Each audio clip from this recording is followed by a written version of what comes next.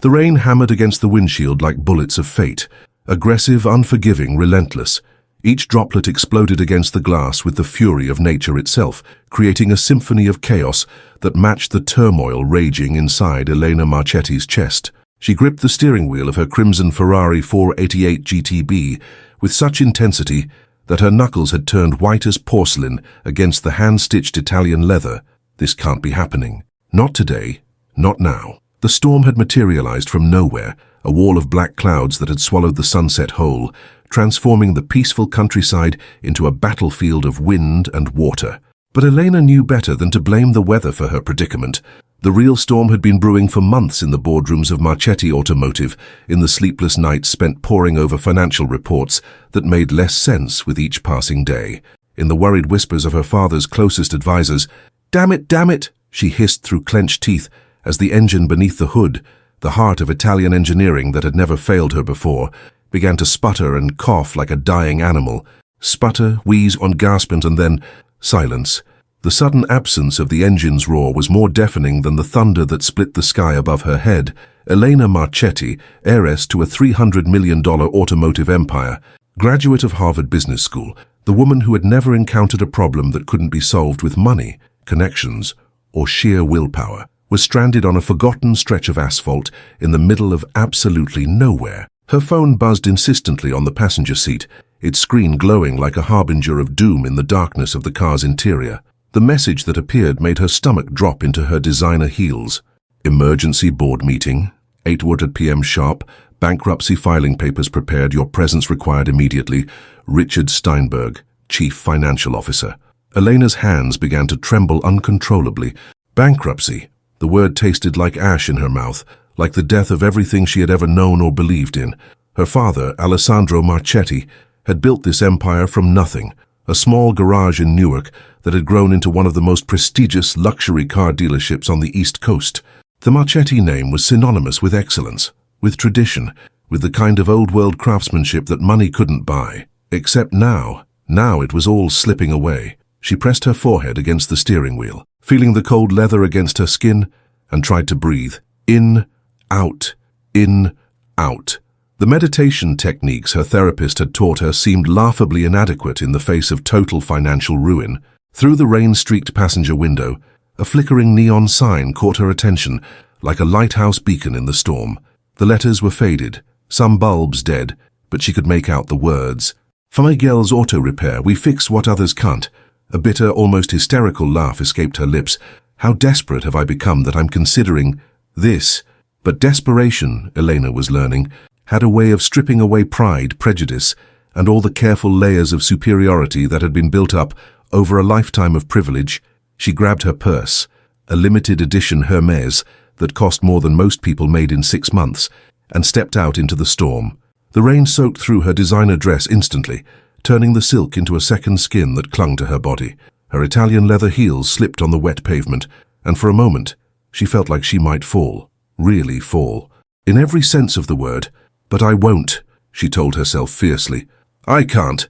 The bell above the door chimed sadly as Eleanor burst into the small, cluttered garage, bringing with her the scent of rain and expensive perfume. She stood there for a moment, dripping wet and trying to catch her breath, taking in her surroundings with the keen eye of someone who had been trained from birth to assess value.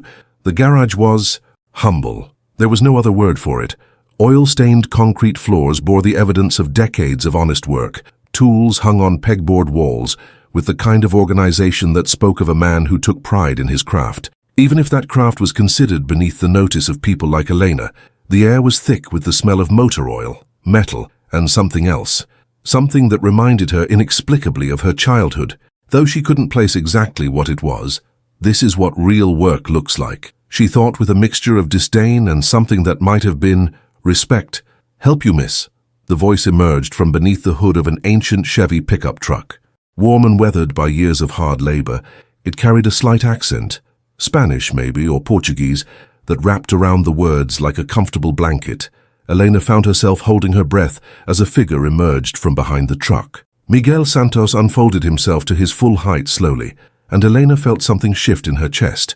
He was tall, easily 6'2", with broad shoulders that filled out his oil-stained work shirt in a way that spoke of genuine strength rather than gym-sculpted vanity. His dark hair was slightly mussed from working, and his hands were the hands of someone who created things, who fixed things, who made broken things whole again. But it was his eyes that stopped her cold, deep brown, almost black, with an intensity that seemed to see straight through her designer facade to something vulnerable and real beneath. "My car," she began, then stopped. "No." That sounded like pleading. Elena Marchetti did not plead. She straightened her shoulders and tried again, allowing her voice to take on the commanding tone that had served her well in boardrooms from New York to Milan. "My Ferrari broke down outside your establishment. I require immediate mechanical assistance." Miguel wiped his hands on a red shop rag, taking his time about it. Every movement was deliberate, unhurried, the actions of a man who had learned patience through necessity and held onto it as a virtue. "Ferrari, huh? Those engines are temperamental creatures, beautiful but complicated. Gonna take some time to properly diagnose what's wrong." "I don't have time." The words exploded from Elena's lips with a desperation she couldn't hide, couldn't control. The careful mask of composure she had worn since childhood cracked, and for a moment she was just a frightened woman facing the collapse of everything she held dear. "Please, you don't understand. I have to be in Manhattan in less than an hour. Everything depends on it. Everything." She reached into her purse with shaking hands and pulled out her checkbook, an actual paper checkbook, because old money still believed in the weight and ceremony of physical documents. "I'll pay you $50,000 cash right now, just, please." Miguel's eyes narrowed slightly and something flickered across his face. Recognition, disappointment, pity. "Lady, you can't rush quality work with money. That engine out there. She needs respect, not just cash thrown at her. She needs someone to listen to what she's trying to say." Elena felt her carefully constructed world beginning to tilt on its axis. This couldn't be happening. In her universe, everything had a price. Everyone could be bought, motivated, or convinced. With the right combination of money and pressure, it was the fundamental law that governed her existence, the bedrock upon which the Marchetti empire had been built. 100,000, she said, her voice rising with panic. "I'll write you a check for $100,000 right now." "Please." Miguel shook his head slowly, and there was something almost sad in his expression. "Some things can't be bought, princess. Some things require something more valuable than money." That's when the words spilled out of her. Desperate. Mocking, cruel words born from a lifetime of getting her way through wealth and privilege. "Fine, fine. You want something more valuable than money," she laughed. But there was no humor in it, only bitter desperation. "Conserte esse motor, e eu te darei meu coração."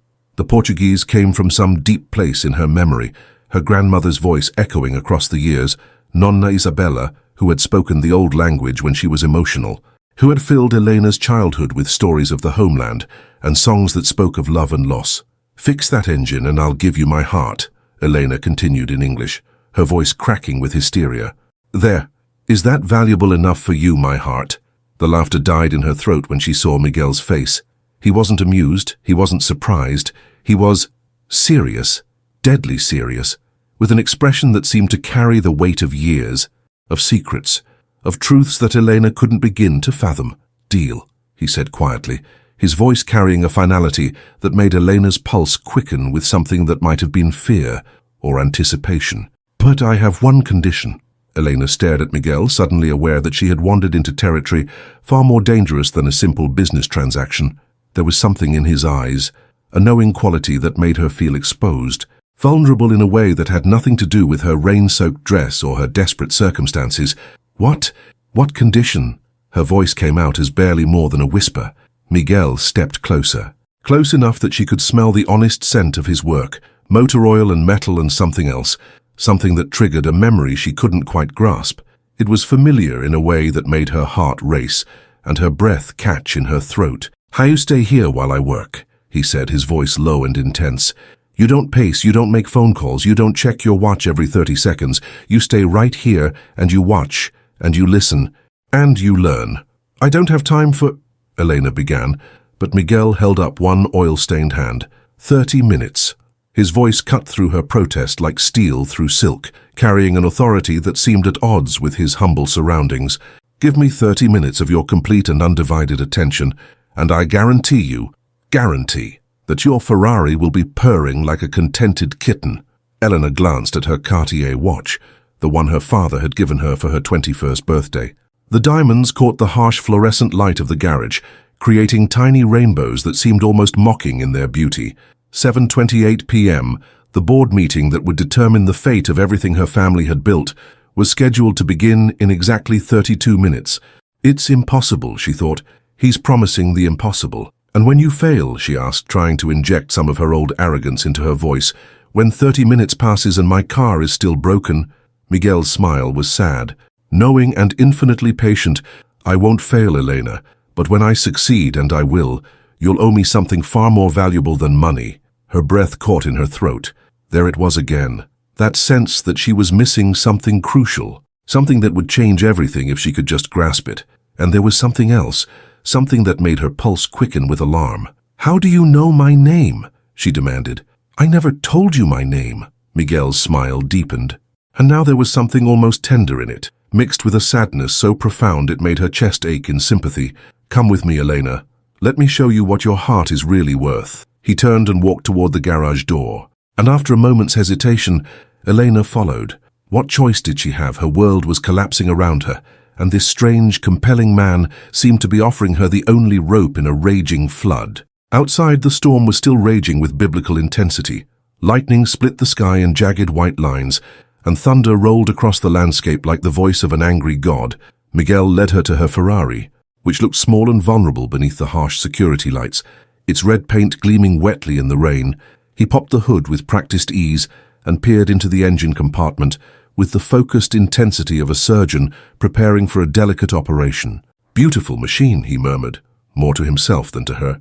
But she's been crying for help for weeks now, hasn't she? Elena started. How could you possibly know? Because engines don't lie. Elena, they can't pretend to be something they're not, can't hide their pain behind pretty facades. His hands moved over the engine with a reverence that was almost spiritual, touching components with the gentle certainty of a lover's caress. This little girl has been telling you she was in trouble, but you weren't listening. I don't have time to listen to cars. No. Miguel's voice was sharp now, cutting. You don't have time to listen to anything. That's your problem. That's always been your problem. The certainty in his voice, the way he spoke as if he knew her, really knew her, sent a chill down Elena's spine that had nothing to do with her wet clothing. You don't know me, she said. But even as the words left her mouth, she wondered if they were true.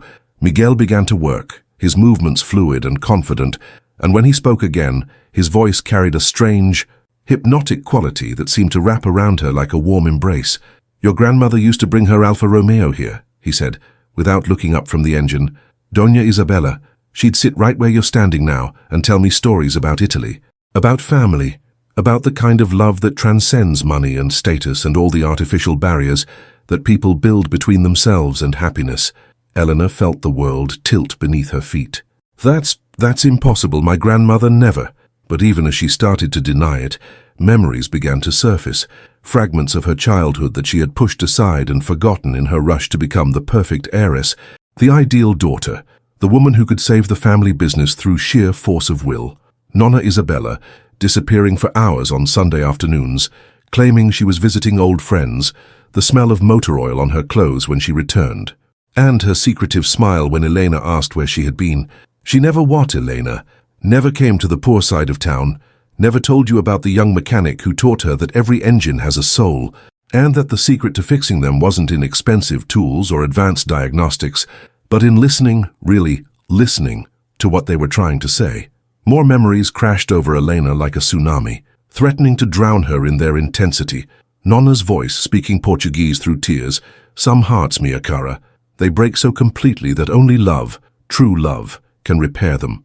She used to say, Miguel continued, his voice soft as a prayer, gentle as a lullaby, that every engine tells a story, the way it runs, the sounds it makes, even the way it fails. It's all communication, this one. He touched a specific component in Elena's Ferrari with infinite tenderness. This one has been screaming in pain for weeks, begging for attention, crying out for someone to care enough to really see what was wrong. Stop, Elena whispered, because the words were hitting too close to home, cutting too deep into wounds she had spent years learning to ignore. Just fix it and let me go, please. Miguel looked up then, and Elena gasped at what she saw in his eyes. It was her own reflection, but not the polished, perfect reflection she was used to seeing in mirrors and photographs, and the admiring gazes of men who wanted her money or her family's influence. This was raw, honest, vulnerable. This was a frightened little girl who had lost her way somewhere between childhood and adulthood, between dreams and duty, between love and obligation. "Your grandmother loved you more than life itself," he said, and his voice carried such conviction that Elena felt tears spring to her eyes despite her best efforts to maintain control. She used to pray every night that someday you'd find your way back to what really matters in this world. And what matters? Elena's voice broke on the question, revealing depths of uncertainty and longing that she had spent years trying to hide. Even from herself, Miguel's hands never stopped working as he answered, but his voice carried the weight of absolute certainty. People, Elena, love, connection, the things that can't be bought or sold or traded on any stock market, the things that make us human instead of just successful. As if to punctuate his words, the Ferrari's engine roared to life with a sound like liquid music, powerful and pure and absolutely perfect. Elena stared at the purring machine in shock. How? Miguel closed the hood gently, like tucking a beloved child into bed. 28 minutes, he said with quiet satisfaction. Just like I promised. Elena stood frozen in the rain, staring at her Ferrari as if it was some kind of mechanical miracle. The engine hummed with perfect contentment. No longer the strained, desperate sound that had been growing worse for weeks. It sounded happy, if such a thing were possible. How, she breathed, the word barely audible over the storm. How did you... Miguel was already cleaning his tools, moving with the methodical precision of someone who had performed this ritual thousands of times before. Sometimes, he said without looking at her, the problem isn't really with the engine. Sometimes it's with the connection between the engine and the driver sometimes. He paused, his hands stilling on a wrench. Sometimes the machine breaks down because the person behind the wheel has forgotten how to listen. There was something in his tone, a gentleness mixed with sadness, that made Elena's chest tighten with an emotion she couldn't name. I don't understand. Your car didn't break down tonight because of mechanical failure, Elena. She broke down because she was trying to save you from making the biggest mistake of your life. Elena laughed, but there was no humor in the sound. That's ridiculous. Cars don't think, they don't feel, they're just machines. Miguel turned to face her fully, and in the harsh light of the security lamps, she could see something in his eyes that made her pulse quicken with inexplicable fear. Is that what you think? That some things are just machines, just objects to be used and discarded when they're no longer convenient? What are you talking about? Instead of answering directly, Miguel pulled out his phone and showed her a news article that made Elena's blood freeze in her veins. Marchetti Automotive in crisis. CEO Alessandro Marchetti's secret gambling debts threaten family empire. No, Elena whispered, staring at the headline with growing horror. No, that can't be. He wouldn't. Your father, Miguel said quietly, his voice carrying infinite compassion, has been here 3 times this month. Desperate, just like you were tonight, trying to sell his watch, your grandfather's Rolex, his wedding ring, your mother's jewelry, anything he could get his hands on to pay his debts. Elena's legs gave out completely. She sat down hard on a wooden crate, her designer dress soaking up motor oil and rainwater, and for the first time in her adult life, she didn't care about appearances or dignity, or maintaining the perfect image that had been drilled into her since birth. You're lying, she said, but even as the words left her mouth, pieces began falling into place. Her father's increasingly erratic behavior, the way he'd been avoiding her calls, the mysterious meetings that his secretary claimed were confidential business matters, the haunted look in his eyes that she had attributed to stress over the company's financial difficulties. I wish I were lying, Miguel said, and the sincerity in his voice was like a knife to her heart. The bankruptcy filing isn't about normal business losses, Elena. It's about his gambling addiction, his poker debts, the money he's been bleeding from the company accounts to pay off loan sharks who don't care about family legacies or automotive empires. How do you know all this? Elena demanded, though part of her already suspected the answer. How do you know about my family, about my father, about... She gestured helplessly at the world around them, as if trying to encompass all the impossible knowledge this man seemed to possess. Miguel knelt beside her, bringing his face level with hers, and when he spoke, his voice carried the weight of years, of secrets, of a connection that ran deeper than Elena could possibly understand. Because your grandmother made me promise to watch over your family, even from a distance, even when you all forgot that people like me existed. Elena looked up at him through her tears, really seeing him for the first time since she'd burst into his garage like a force of nature. The strong jaw that spoke of stubborn determination, the kind eyes that had seen too much sorrow but refused to become cynical, the calloused hands that created beauty from broken things, the way he moved with quiet dignity despite his humble surroundings. And suddenly, impossibly, she began to remember. Miguelito, she whispered, the childhood nickname falling from her lips like a prayer, like a key unlocking a door that had been sealed for 15 years. Miguel's smile was heartbreaking in its tenderness. "Hello, Elena. I was wondering how long it would take you to remember." The memories came flooding back with the force of a dam bursting, drowning Elena in images and sensations she had buried so deep that she had convinced herself they were just childhood fantasies. A small boy with serious dark eyes and gentle hands, teaching her to identify birds by their songs in Nonna Isabella's garden. The same boy showing her how to plant tomatoes and explaining that engines were like living things. They needed care and attention and love to run properly. Long summer afternoons spent in the shade of the old oak tree, making elaborate plans for their future together. "You were supposed to be at my quinceañera," Elena whispered, the 15-year-old betrayal still sharp enough to cut. "I waited for you. I kept looking toward the door, expecting you to walk in wearing that suit we picked out together, but you never came." Miguel's expression darkened with old pain, and when he spoke, his voice carried the weight of years of loneliness and rejection. "Your parents made it very clear that a poor orphan boy, a charity case that your grandmother had taken pity on, had no place in the Marchetti family's future. They told me that if I really cared about you, I would disappear and let you live the life you were meant to live. So you just left." Elena's voice cracked with the pain of abandonment that she had carried for so long that it had become part of her basic architecture. "Without even saying goodbye. I was 17 years old, Elena. I had nothing. No money, no family, no prospects. Your parents were offering me enough money to start my own garage, to build a life for myself. But only if I agreed to stay away from you. They convinced me that I was holding you back, that my presence in your life would only drag you down to my level." Elena felt something breaking inside her chest. Not her heart, exactly, but something deeper, some fundamental assumption about the world and her place in it. "And you believed them." "I believed them because I loved you." Miguel's voice was raw with honesty. "Because I wanted what was best for you, even if it meant sacrificing my own happiness. So I took their money and I disappeared, and I watched you from afar as you became exactly what they wanted you to become. Successful, polished, perfect, everything I could never be. But you kept watching." Miguel reached into his pocket and pulled out something that made Elena's breath catch in her throat. Her grandmother's rosary. The delicate silver chain with its worn wooden beads, the cross that had been blessed by the Pope himself during Nonna Isabella's pilgrimage to Rome. It had disappeared after the funeral, and Elena had always assumed it had been stolen or misplaced in the chaos of settling the estate. "She left this for you," Miguel said, placing the rosary in Elena's trembling hands, "along with a letter that she made me promise not to give you until the time was right, until you were ready to hear the truth about your family, about yourself, about the choice you would have to make." Elena's hands shook as Miguel produced a sealed envelope from his jacket pocket. Her grandmother's handwriting was faded, but still elegantly legible on the cream-colored stationery. "For my beloved Elena, to be opened only when her heart is ready to choose love over fear." With trembling fingers, Elena broke the seal and unfolded the letter.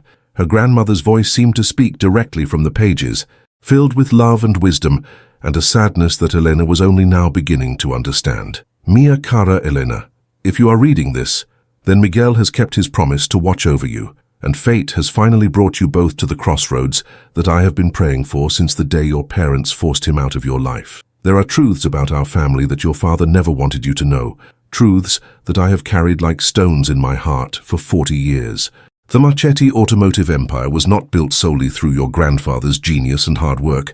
It was built on a partnership and a betrayal. Miguel's father, Carlos Santos, was your grandfather's business partner and closest friend.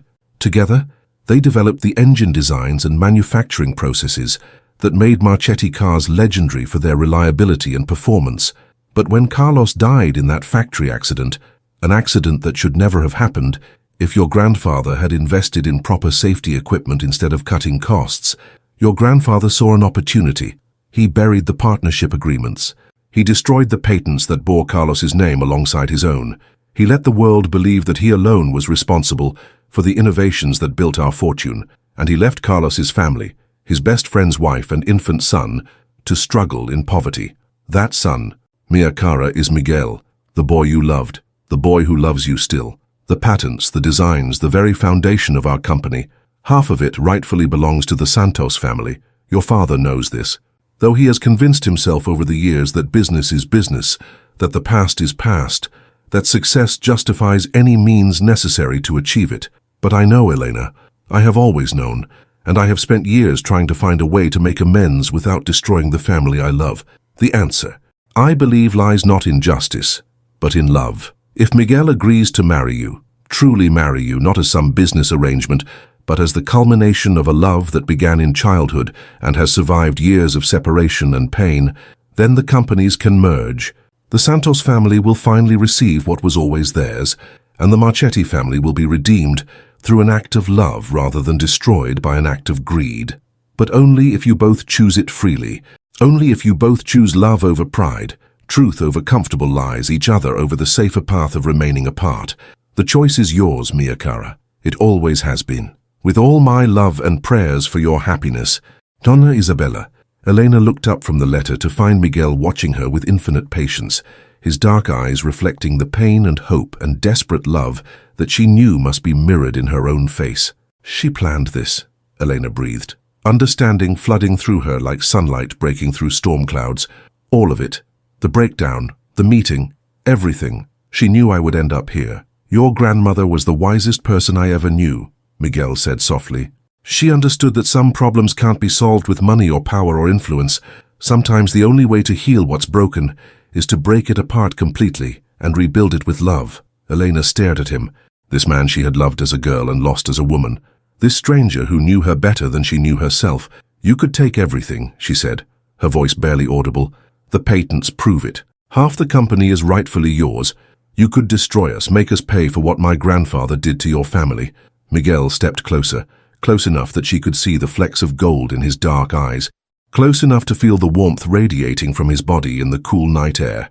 Elena, he said, his voice carrying all the tenderness she remembered from their childhood, all the love she had convinced herself was just a beautiful dream. I told you earlier that some things can't be bought. Your heart was never for sale because it was always mine, just as mine has always been yours. Elena fell to her knees then, not in defeat or desperation, but in surrender. Surrender to the truth that had been chasing her all her life. Surrender to the love that she had tried to bury beneath layers of ambition and duty and the desperate need to be worthy of the family name. Surrender to the destiny that her grandmother had so carefully, so lovingly orchestrated. The wet pavement was hard against her knees. The rain was still falling in sheets around them, and she probably looked like a complete disaster in her ruined designer dress and smudged makeup. But for the first time in years, maybe for the first time in her entire adult life, Elena didn't care about appearances or dignity or maintaining the perfect image that had become her prison. Fix this heart, she whispered, placing her hands over Miguel's and looking up at him through her tears. And I'll give you my everything. Miguel knelt with her there on the oil-stained pavement of his humble garage in the storm that had brought them back together after 15 years of separation and pain. When he cupped her face in his calloused hands and kissed her, it was like a drowning woman finally being allowed to breathe. Your everything was always mine, he murmured against her lips, his voice rough with emotion. Just as my everything has always been yours. Time didn't change that, distance didn't change that, nothing could change that. They stayed there for a long moment, holding each other in the rain, letting 15 years of loneliness and regret and carefully maintained distance dissolve between them. Elena could feel her old life, the life of boardrooms and business deals and calculated risks, slipping away like a snake shedding its skin. In its place, something new was being born, something real and honest and infinitely more valuable than any fortune. The board meeting, she said suddenly, remembering the emergency session that had seemed so crucial just an hour ago. Miguel smiled, and there was mischief in his eyes now, mixed with the love and tenderness that made her heart race. What about it? I have to be there. They're waiting for me to... Elena paused, realizing that she no longer knew what they were waiting for her to do. Save the company, sign the bankruptcy papers, continue the lies that had built their empire on a foundation of betrayal and stolen dreams. They're waiting for you to choose, Miguel said gently. Just like your grandmother knew you would have to choose eventually. Elena looked at her watch, 8:15 p.m., She was already 15 minutes late for the meeting that would determine the fate of everything her family had built. But instead of panic, she felt something she hadn't experienced in years. Clarity. "Help me up," she said, extending her hand to Miguel. "We have a board meeting to attend." The Marchetti corporate headquarters occupied the top 3 floors of a gleaming Manhattan skyscraper. Its conference rooms and executive offices, a testament to decades of success and careful cultivation of image. Elena had walked these halls countless times, had sat in these meetings since she was old enough to understand profit and loss statements, had been groomed from birth to take her place at the head of the polished mahogany table, but she had never walked into that boardroom holding the hand of a man in oil-stained work clothes, carrying documents that would expose the lies her family's fortune was built on, ready to propose a merger that would transform everything they had ever been. The board members looked up in shock as Elena entered, not just at her disheveled appearance, but at the quiet confidence that radiated from her, despite her ruined dress and smudged makeup. Richard Steinberg, the chief financial officer who had been managing the crisis, half rose from his chair. "Elena, thank God you're here. We were beginning to think—" "Where is my father?" Elena asked, her voice carrying a new authority that made the room fall silent. He's not here," Steinberg admitted reluctantly. "He said he couldn't face— that is, he felt it would be better if you handled the official proceedings." Elena felt a stab of pity for the man who had raised her, who had carried the weight of his father's sins for 40 years and had finally cracked under the pressure of trying to maintain a lie that had grown too large to sustain. "Gentlemen," she said, taking her place at the head of the table and gently pulling Miguel into the chair beside her, "I'd like you to meet Miguel Santos, my business partner, and my fiancé." The shocked murmurs that rippled around the table were exactly what Elena had expected. These men had known her since she was a child. They had watched her grow from a precocious little girl who attended board meetings with her father into a polished businesswoman who could hold her own in any negotiation.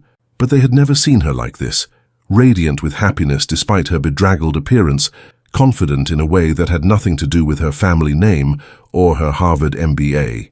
"Elena," Steinberg said carefully, "perhaps we should discuss the bankruptcy proceedings first, and then—" "There won't be any bankruptcy proceedings," Elena said calmly, placing the folder containing her grandmother's letter and the original patents on the table. "Instead, I'm proposing a merger. Marchetti Automotive will become Marchetti Santos Automotive, with full recognition of the Santos family's rightful ownership stake in the company." She opened the folder and spread the documents across the polished surface, watching as the board members leaned forward to examine papers that would rewrite everything they thought they knew about the company's history. "These are the original partnership agreements between my grandfather and Carlos Santos," Elena explained, her voice steady despite the magnitude of what she was revealing, "along with the patent applications that show both men as co-inventors of the engine designs that built this company, documents that my grandfather deliberately buried after Carlos Santos died in that factory accident, the accident that could have been prevented if proper safety measures had been implemented instead of cutting costs to maximize profits." The silence in the room was deafening. Elena could see the shock, the disbelief and slowly dawning understanding on the faces of men who had built their careers on what they now realized was a foundation of lies. "This is impossible," whispered James Morrison, the company's longest-serving board member. "Your grandfather was a man of integrity. He would never—" "My grandfather was human," Elena said gently but firmly. "He made a choice in a moment of grief and desperation, and then spent the rest of his life trying to justify that choice to himself and to the world. But that doesn't make it right." She turned to Miguel, who had been sitting quietly beside her, his presence a source of strength and courage that she had never known she needed. "The Santos family has been patient for 40 years. They could have destroyed us at any time with legal action that would have exposed the truth. Instead, they chose to wait for justice to come through love rather than vengeance." Richard Steinberg was studying the documents with the focused intensity of a man whose entire worldview was crumbling around him. "If these patents are legitimate, if the partnership was real, and then half of everything we've built belongs to Miguel and should have belonged to his family all along," Elena finished. "Yes, but the gambling debts," Morrison said desperately. "Your father's obligations to those loan sharks, even if we accept this merger, we still don't have the liquid capital to—" "Actually," Miguel spoke for the first time since entering the boardroom, his voice calm and confident, "we do." He reached into his jacket and pulled out another folder, this one thick with financial documents and bank statements. Santos Automotive Holdings has been very successful over the past 15 years, successful enough to pay off Alessandro Marchetti's debts and provide the working capital necessary to restructure the merged company's operations. Elena stared at him in amazement. You built your own automotive empire. Miguel's smile was modest, almost shy. I had a good teacher. Your grandmother didn't just tell me stories about engines. She taught me about business, about building something that would last, about the difference between success and significance. He spread his own documents across the table, revealing the scope of an operation that none of them had imagined. Santos Automotive wasn't just the small garage that Elena had stumbled into during the storm. It was a network of specialty repair shops, custom car builders, and restoration specialists that served high-end clients throughout the tri-state area. I've been preparing for this day for 15 years, Miguel continued, building the resources necessary to save the Marchetti family when the time came, not because I owed them anything, but because I knew that Elena's happiness was tied to her family's legacy, and her happiness has always been the most important thing in my world. Elena felt tears spring to her eyes again, but this time they were tears of wonder rather than grief. I did all this for me. I did it for us, Miguel corrected gently, for the future that your grandmother saw even when we were too young and too hurt to see it ourselves. The board members were passing the Santos financial documents from hand to hand, their expressions shifting from shock to amazement to something that looked almost like hope. This could work, Steinberg said slowly, his accountant's mind already calculating the possibilities. The combined resources, the elimination of the debt burden, the restoration of the company's integrity, this could actually work. More than work, Elena said, her voice growing stronger with each word as she began to see the full scope of what they were proposing. It could make us better than we ever were before, stronger, more honest, built on a foundation of truth instead of lies. She stood up, feeling the weight of generations of family history and the promise of a future that could heal old wounds while creating something entirely new. Gentlemen, I'm proposing that we vote tonight to approve the merger of Marchetti Automotive with Santos Automotive Holdings, with Miguel Santos as co-CEO and equal partner, all in favor. One by one, the hands around the table rose into the air, tentatively at first, then with growing confidence as the men who had dedicated their careers to the Marchetti family legacy realized that they were being offered a chance at redemption rather than destruction. Motion carried unanimously, Elena said, her voice ringing with triumph and relief and joy. Welcome to Marchetti Santos Automotive, gentlemen. I think you're going to like what we build together. 6 months later, Elena Santos stood in front of the mirror in the bridal suite of St. Anthony's Cathedral, adjusting the delicate lace veil that had belonged to her grandmother. The wedding dress was vintage Valentino, but it was the accessories that truly mattered. Nonna Isabella's pearl earrings, her silver bracelet engraved with Portuguese prayers, and most importantly, the rosary that would be wrapped around her bouquet as something borrowed, something blue, something infinitely precious. Through the stained glass windows, she could see the guests gathering in the cathedral, board members and mechanics sitting side by side, wealthy clients chatting comfortably with immigrant families from Miguel's neighborhood. The artificial barriers of class and status dissolved in the warmth of genuine celebration. You look beautiful, Miga, said Rosa Santos, Miguel's aunt, as she made final adjustments to the dress. The woman who had raised Miguel after his parents died had welcomed Elena into the Santos family, with the kind of unconditional love that Elena had only ever experienced from her grandmother. I look terrified, Elena admitted with a nervous laugh. That's because you're about to do something that really matters, Rosa said wisely. Fear is just love wearing a disguise. There was a gentle knock on the door, and Elena's father peered into the room. Alessandro Marchetti looked older than his 58 years, his hair now completely silver and his face bearing the lines of a man who had faced his demons and somehow found the courage to change. The gambling addiction that had nearly destroyed everything was being managed through therapy and support groups, and slowly, very slowly, he was rebuilding his relationship with his daughter. It's time, sweetheart, he said softly. Elena took his arm, feeling the tremor in his hands that spoke of nerves and regret and hope for redemption. Papa, are you sure you're ready for this? Alessandro smiled, and for a moment, Elena caught a glimpse of the man he had been before guilt and addiction had carved him hollow. I've never been more ready for anything in my life. Miguel is a good man, Elena, better than I ever was. Your grandmother chose well. The cathedral doors opened, and Elena stepped into a fairy tale. Hundreds of candles cast dancing shadows on the ancient stone walls. White roses and baby's breath created clouds of fragrance that mixed with the scent of incense and old wood, and the indefinable essence of countless prayers offered in this sacred space. But Elena saw none of it. From the moment she began walking down the aisle, her eyes were locked on Miguel, who stood waiting for her at the altar in a perfectly tailored black tuxedo that somehow couldn't hide the gentle strength that had first captured her heart in a grandmother's garden 20 years ago. He was crying, openly, unashamedly, and his tears gave her permission to let her own fall freely as she moved toward the future they had always been meant to share. When Alessandro placed Elena's hand in Miguel's and stepped back, she felt something shift in the universe, a sense of pieces falling into place, of a story that had begun in childhood finally reaching its intended conclusion.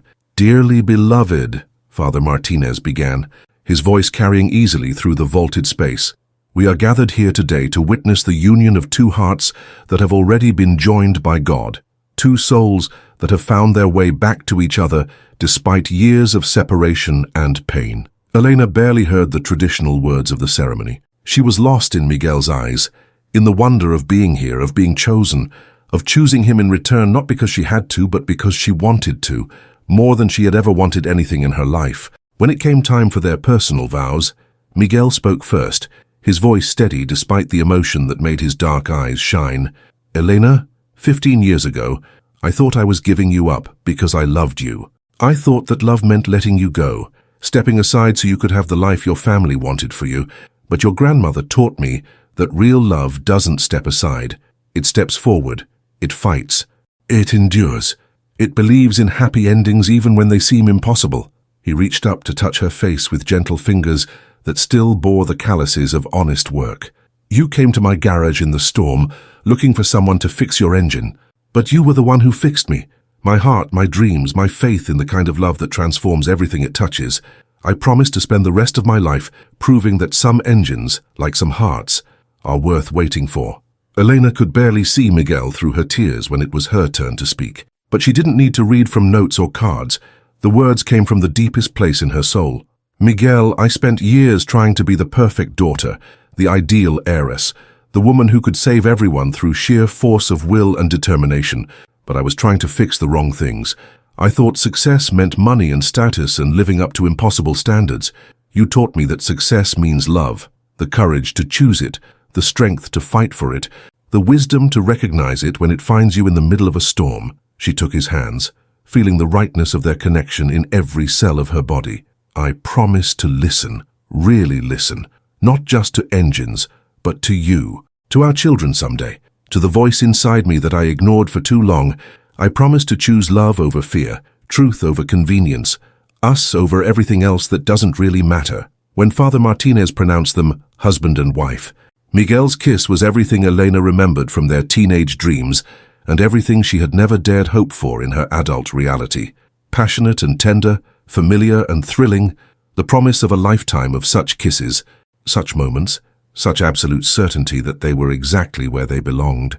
The reception was held in the newly renovated headquarters of Marchetti Santos Automotive, which had been transformed into a wonderland of twinkling lights, flowing fabric, and tables groaning under the weight of food that represented both families' traditions. Italian pasta, alongside Mexican tamales, Portuguese pastries next to American wedding cake, the fusion of cultures that would define their new life together. Elena's Ferrari, fully restored and running perfectly, sat outside the building decorated with white ribbons and trailing cans, ready to carry the newlyweds away on their honeymoon. But it was the sight of her father and Miguel's Aunt Rosa dancing together, laughing like teenagers, that made Elena's heart swell with the kind of joy she had never imagined possible.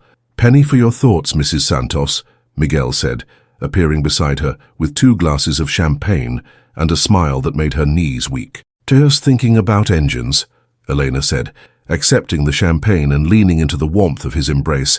"About how sometimes the most beautiful journeys begin with a breakdown," Miguel laughed, the sound rich and warm and infinitely precious. "Your grandmother would say that some breakdowns are just destiny in disguise." Elena looked around at the celebration, at families blended into something stronger than either had been alone. at a business built on truth instead of lies, at a love story that had survived 15 years of separation to find its way to this perfect moment, and realized that Nonna Isabella had been right about everything. "The engine of destiny," she murmured, raising her glass in a toast that encompassed not just their marriage, but the future they would build together. "I like the sound of that." Miguel clinked his glass against hers, his eyes holding promises of tomorrow and all the tomorrows after that. "Here's to engines that know when to break down, storms that bring people home, and grandmothers who see the future more clearly than the rest of us see the present. And here's to mechanics who understand that the most important repairs happen in the heart," Elena added, just before he kissed her again, sealing a promise that would last forever. Outside, the storm had finally passed, leaving behind clear skies and the kind of perfect starlit night that made everything seem possible. The Ferrari waited patiently, her engine purring with contentment, ready to carry them toward whatever adventures awaited. Because sometimes, Elena had learned, the greatest treasure isn't found in getting what you want. It's found in discovering what you truly need.